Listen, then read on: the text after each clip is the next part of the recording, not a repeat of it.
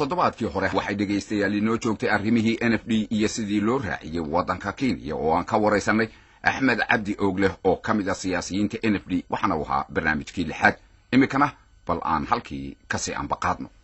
dowladii Soomaalidu waxay hadaba isku dayday inay la hadasho hogaamiyaashii reer Kenya waxaana magaalada Muqdisho ay ku marti qaatay Jomo Kenyatta oo ahaa xisbiga KANU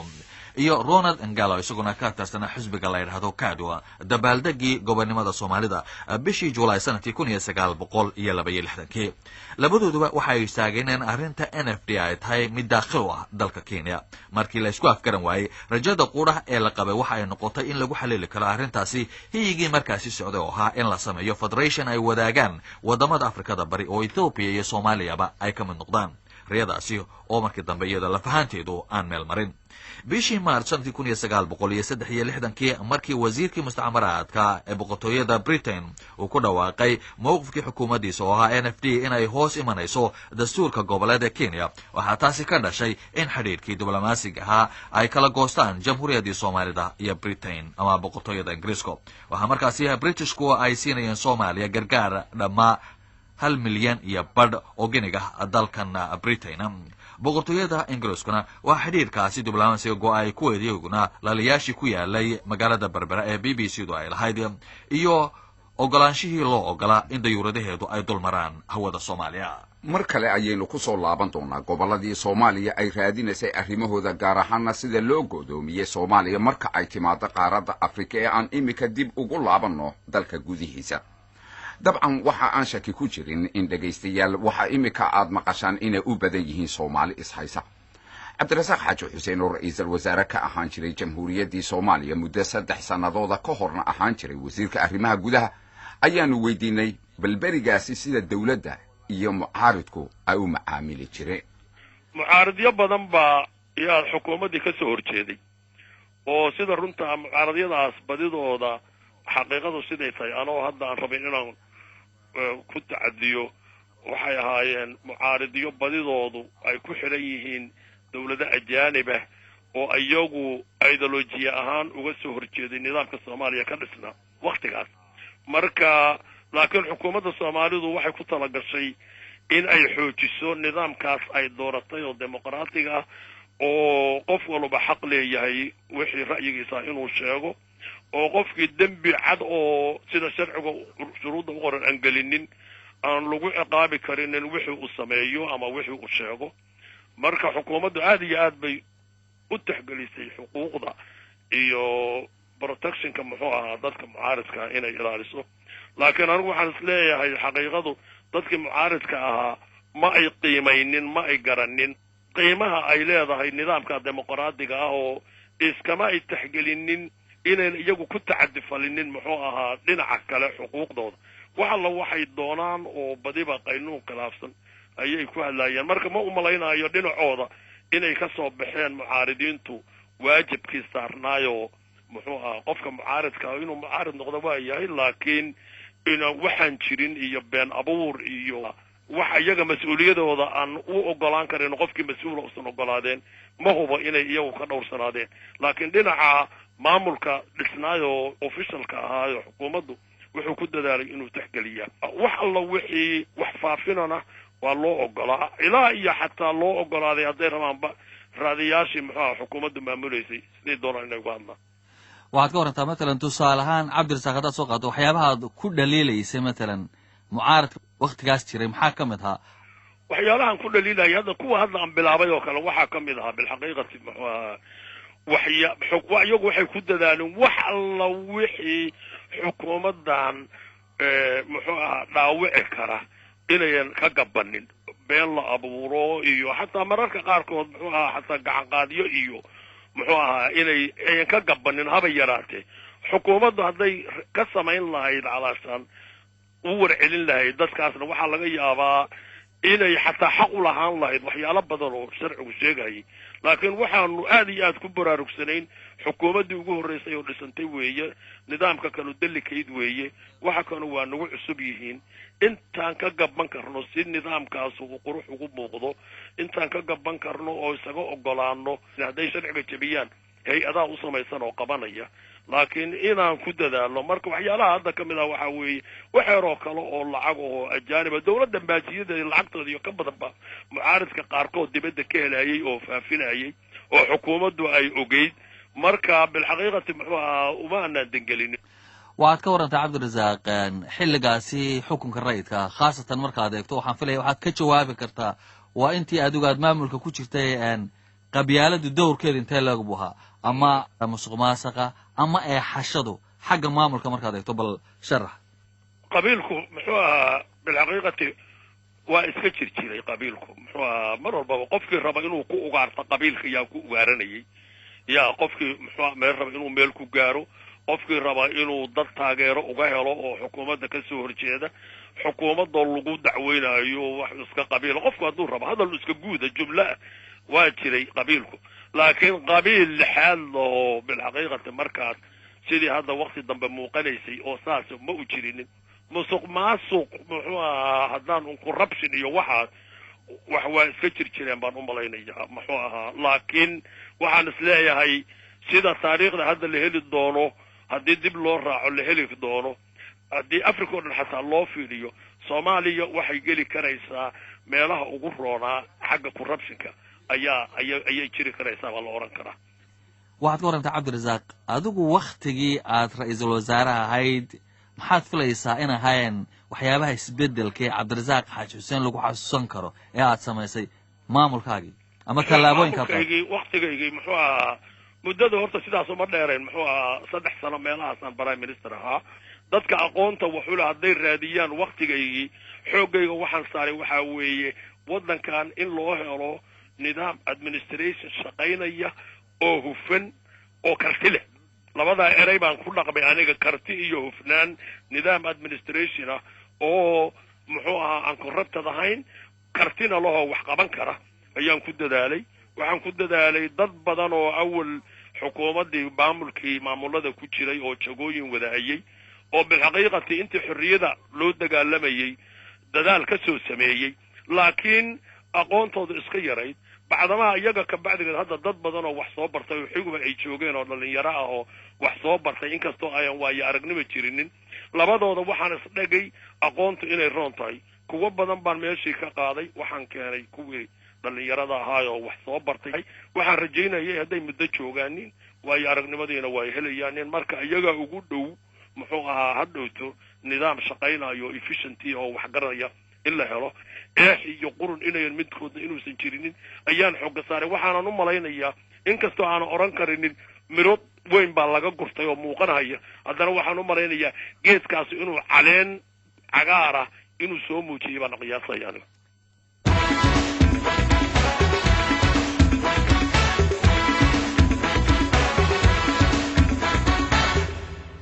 intii haddaba u dhaxaysay wakhtigii ay Soomaaliya xornimada qaadatay iyo markii ay Britishka xiriirkii diblomaasiga ahaa ay kala goosteen doonistii Soomaalidu ay doonayeen gobolladii kale ee Soomaalida kama soo reynin rajadoodii inkasta oo shirweynihii dadyawa Afrika ee la oran jiray All Africa People's Conference ee lagu qabtay magaalada Tunis bishii January sanadkii 1960 gobonimada ka hor la isku raacay go'aan u janjeeray Soomaaliweyn hase haatee kulankii kaasi ka dambeeyay ururkaasi ku yeeshay magaalada Qaahira isla sanadkaasi 1960 wafdigii Soomaalida ka socday si aad ah ayaa looga hor yimid kaasi oo aad moodayso inuu jid u noqday kulamadii kale ee Afrikaanku ay yeesheen oo dhan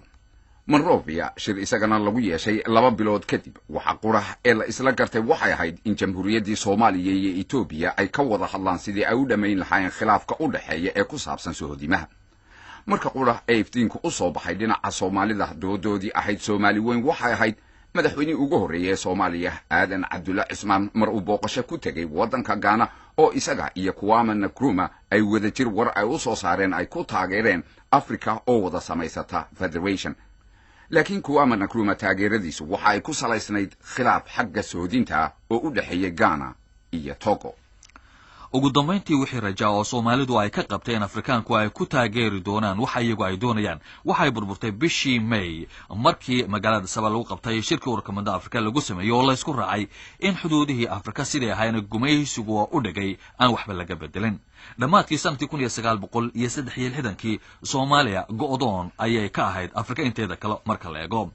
waxa iyaduna haboon inaynu soo qaadno in wadanka Masar oo hormood ahaa dalalka Carabta oo isla markaasna ahaa ka sida xoog leh isagu ugu lug lahaa arrimaha Soomaalida Masaaridu mowqifka ay ku jirta inuu ahaa mid aad u adag marka la eego Soomaalidu waxyaabaha ay doonayeen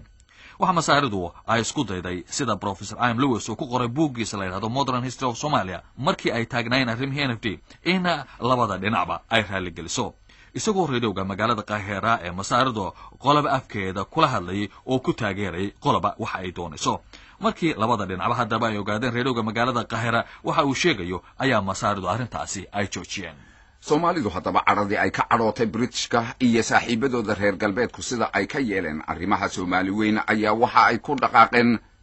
sidii ay taageero meelo kale uga raadsan lahayn ra'iisul wasaarihii waqtigaasi Cabdirashiid Cali Sharmaarke waxa uu booqday Shiinaha iyo India waxaana laga filayay in taageeradu ay ka timaado dhinaca Shiinaha hase ahaatee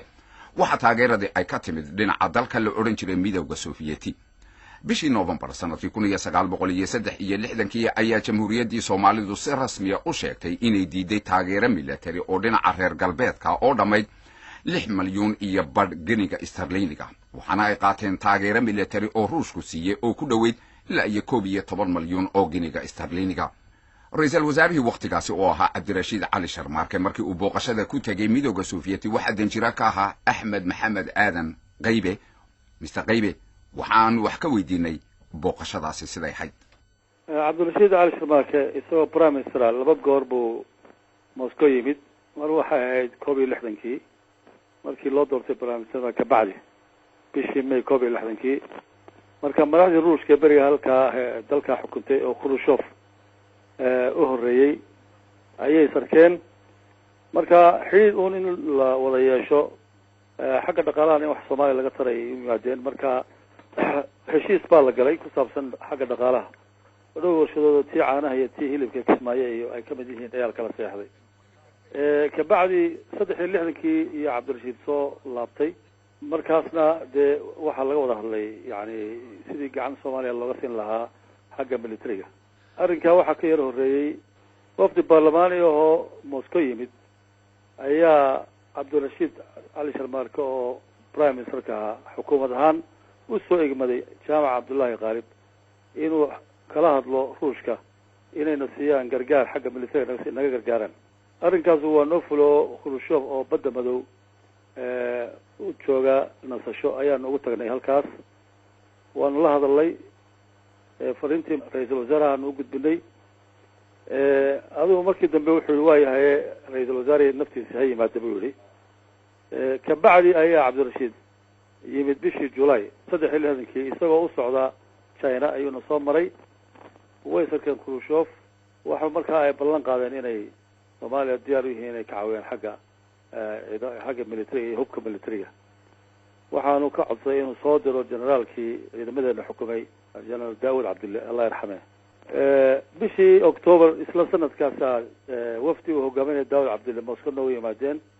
marka waxa la guda galay sidii macaawinadaas waxay ka koobnaan lahayd waana lagu heshiiyey heshiis baa la kala seexday waxa marka taa la socotay hadii hub la siinay bay yiraahdeen Ruushku dadkii isticmaali lahaa ahanan lahaa in loo tababaro marka dhowr boqol oo ciidamadii ayaa Moscow loo soo qaaday oo dalkii loo jeedo Soviet Union qaybihiisa la kala geeyay wax ku baranay halka marka ninka ay weydiisay intaas uu markaa ku koobnaa arrinta militariga ku koobnaa Cabdirashiid marka China noo dhaafay wax kale oo markaa laga wada hadlay ma jirin waxaad ka warantay Axmed dhinaca Soomaalida maadaama aad sheegtay iyagu wixii ay doonayeen Ruushka dhinaciisu markaad eegto maxaa hindisaha ugu weyn uu watay marka dhinaca Soomaaliya eegto ama uu ka doonay Ruushku siyaasad Afrika siyaasad buu kala ahaa inuu Afrika ama dawladaha caalamka ee xoroobay ee wixii loo jeeday decolonization ku xoroobay inuu cilaaqaad la sameesto oo waa tartankii ka dhaxeeyay qarbiga iyo dawladda loo jeedo Soviet Union arrin ku salaysan oo baahay kaasi wuxuu ahaa axmed maxamed aadan qaybe oo ah danjirihii ugu horreeyey ee soomaalidu ay u dirtaan dalkii la odhan jiray midooda sovieti imakana gudoomiyaha golaha baarlamaanka ee dalka lama baxay jamhuuriyadda somalilan oo warayskaasi aanu ka qaadnay haddaba doorashooyinkii madaxweynenimada ee soomaaliya ka dhacay bishii juun sanadkii 1976 waxaa ku guulaystay allaha u naxariistay cabdirashiid cali sharma arke waxaanu bedelay aadan cabdulla cusmaan oo lagu tilmaamo inuu yahay ninkii ugu horreeyey afrika marka la eego isaga oo hab dimuqraadiya lagu soo doortay hab dimuqraadiya oon wax turxaana lahayn ku dhiibay taladii markii cabdirashiid cali sharmaarke uu noqday madaxweynihii jamhuuriyadda soomaaliya waxaa ra'iisul wasaare uu ka dhigay maxamed xaaji ibraahim cigaal waxaa markii ugu horraysay samaysantay dawlad labada ruux ee ugu sarreeya ay ka socdaan waqooyi iyo koonfurba waxaana burburay isaguna ururkii la odhan jiray s n c oo ahaa xisbigii ugu horreeyey ee isu keena mudanayaal mucaarid ku ah dawladda oo koonfur iyo waqooyiba lahaa xisbigaasi oo ay sameeyeen sheekh cali jimcaale iyo maxamed xaaji ibraahim cigaal iyo mudanayaal baarlamaanka ku jiray oo ilaa iyo 20 ahaa dawladdaasi cusub haddaba markii talada ay la wareegtay xaaladii gobolladii soomaalidu ay raadinayeen waxba iskama bedelin french somalilan ayaa iyadu hase yeeshee 2 bilood ka hor intii aan isbeddelka xagga hoggaanka jamhuuriyaddii soomaalidu aanu dhicin abti laga qaaday reer jabuuti waxaa mar kale ay oggolaadeen amaba ay doorteen in xukunkii faransiisku uu sii socdo waxaa kaloo la bedelay magacii dalka oo ahaa markii hore french somaliland oo laga dhigay dhulka cafarta iyo ciisaha dawladdii cusbayd ee madaxda uu ka ahaa maxamed xaaji ibraahim cigaal waxay bilowday in siyaasadii lagu raadinayay gobollada maqnaa ee soomaalida ay wax ka beddesho oo hab diblomaasiyadeed oo ka qabo kii hore ay raacdo kadib haddaba markii wadahadalla ay isdhaafsadeen wafdigii ethoobiya uga qayb galay shirmadaxeedkii ururka midnimada afrika oo ka dhacay magaalada kinshasa bishii sebtembar ayaa maxamed xaaji ibraahim cigaal iyo jomo kenyatta waxa ay ku kulmeen markii dambe magaalada carusha ee dalkaasi tanzania iyadoo uu dhexdhexaadinayay madaxweynihii wakhtigaasi ee dalka zambia kenneth kawinda goobjoogna uu ka ahaa madaxweynihii dalka tanzania ee wakhtigaasi julius nyerere waxaana ka mid ah waxyaabihii lagu heshiiyey in si dhaqsaa xidhiirka u dhexeeya kenya iyo soomaaliya caadi looga dhigo waxaa kaloo taas ka dhashay xidhiirkii u dhexeeyey soomaaliya iyo britain oo iyagu ay hore u kala goosteen in isagana la soo celiyo talabadaasi uu qaaday maxamed xaaji ibraahim cigaal kuwii iyagu haddaba markaa siyaasi ahaan ka soo horjeeday si aada ayaa waxay ugu dhaleeceeyeen inuu dalkii wareejiyey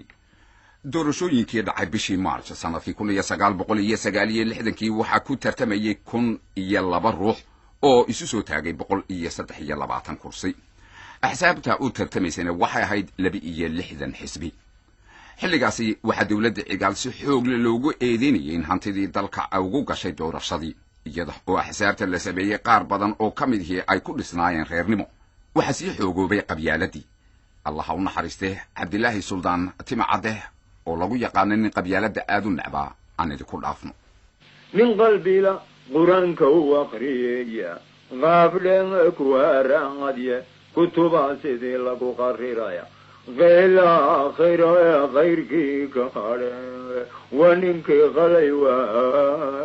للكي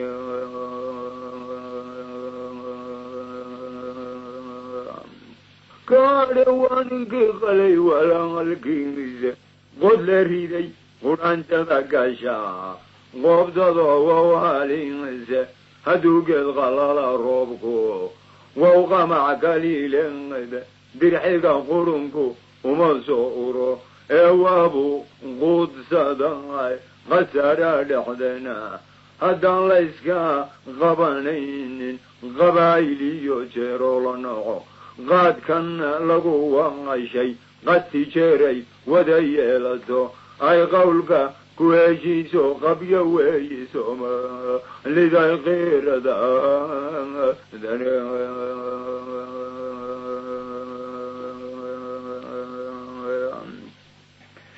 قرار واني ناس ديو نيني كيو نيني جازو هيزداو أفسو مالي قداد شيون إلدو بين وليقيسي سومالي ايدي الكعبة انفراريو خينيليو انا كافرونيو واكي انقاد قايو اسلبانو عينيو ودرر الازاريو وبحان اسكالينيو وري ورقو uraagiyo ayra layska xabaariyo aarbaarka dambeeya intaba ku jirteeno waxay aduga ayday ma ogan kari weyday